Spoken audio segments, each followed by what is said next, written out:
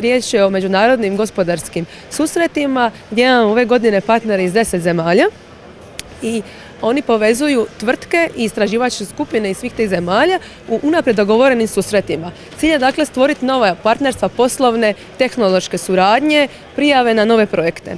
U dosadašnjim susretima već je polučen niz novih kontakata i koji vode, neki su već rezultirali konkretnim poslovnim suradnjama, također nekim prijavama na međunarodne projekte.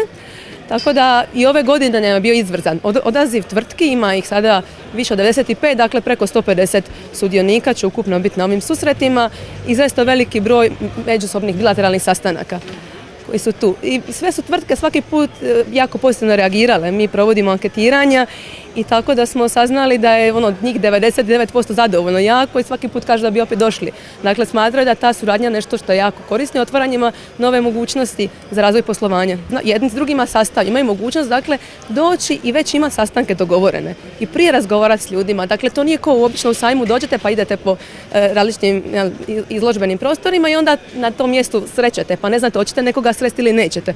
Ovdje svi ti strani partneri su znali da će se imati s nekim sastati kad su došli. Jel? I mi smo se jako trudili da njima pronađemo prave partnere iz Hrvatske. Također svim našim tvrtkama da pronađemo odgovarajuće partnere tamo. Dakle, tu je ta jedna velika snaga Europske poduzetničke mreže, jer ovo upravo mreža ta koja to organizira, koja ima kontakt osobe u svojim uredima po cijelom Europi i svijetu stvari i onda radi na to da bi firma pronašla prave partnere.